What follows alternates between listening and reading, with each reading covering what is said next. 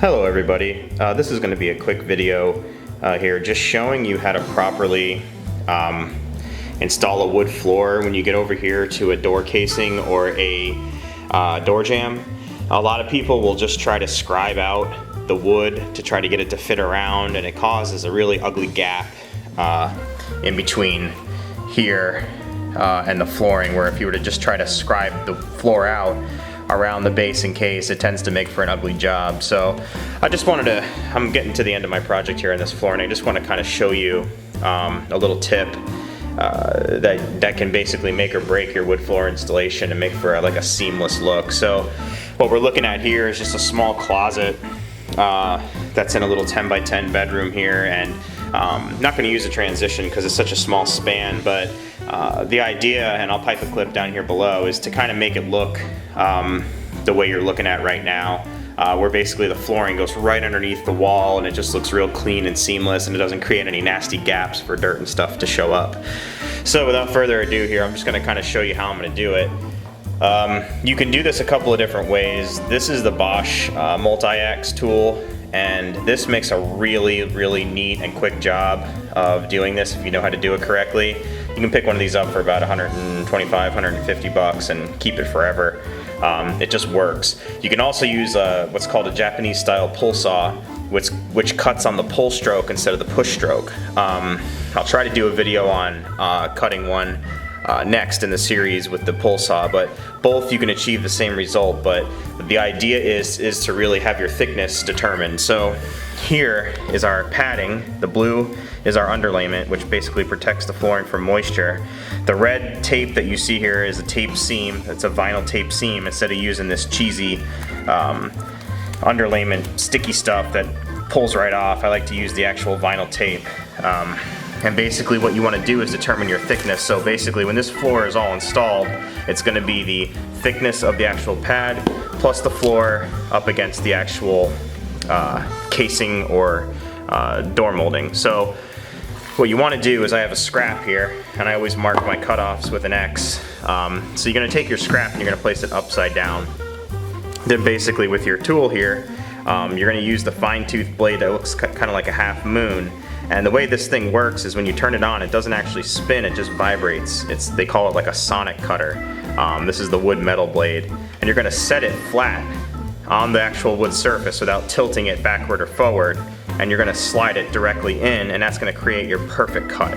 So I'm gonna go ahead and show you now here on the next clip how this all kind of happens. Okay, here we are positioned at the door casing, and I have my cutting tool flush with the actual floor and the actual casing. Make sure your board is level. When you turn this thing on, your scrap's gonna kind of want to walk and wiggle around, so you're gonna want to kind of stabilize the actual scrap with your fingers while just pressing gently against the actual saw and letting the saw do the cutting.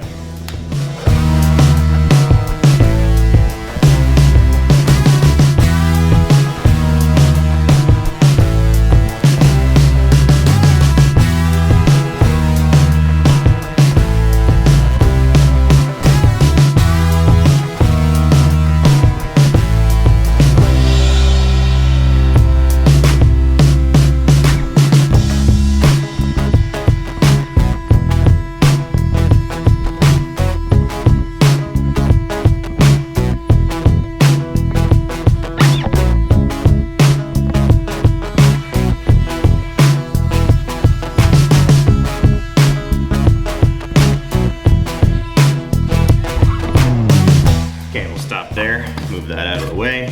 You can kind of see here where it's starting to free up. So now basically the idea is to just get all this junk out of here, which is the casing part of it, out from underneath. And now you have a nice flat area all the way around, and what you want to do is break out your shop vac and vacuum all that up. But basically what that does now is, if we take our flooring, try to keep the camera steady here. Take our flooring, so now when that floor gets to that point, you're seamless. So you take your floor up under here, sorry for all the moving around. Now when you look down at that floor, you're tight against the actual casing all the way around. So when you get your baseboard and your floor and everything set, there's no room anywhere where anything can get up underneath there, and it looks really seamless and nice and clean. So that's just a good way to test it. So what you'll do next, go along with your trim paint, and you want to touch all this up first before you actually install your floor, and just hit some of your rough edges with a piece of sandpaper, or you can just use your fingernail, kind of get some of the rough edges off from the cut, and you'll have a seamless look. So hopefully this helps anyone that's getting to the point where they're like, how do I get around, you know, all this curvature and geometry? You know, a lot of people just try to trace this and cut out the floor. No, do it right, do your undercut, and have a perfect fit every time. So thanks for watching, guys. Remember to thumbs up the video, share it, rate, comment, subscribe, and I'll talk to you later. Thanks for watching.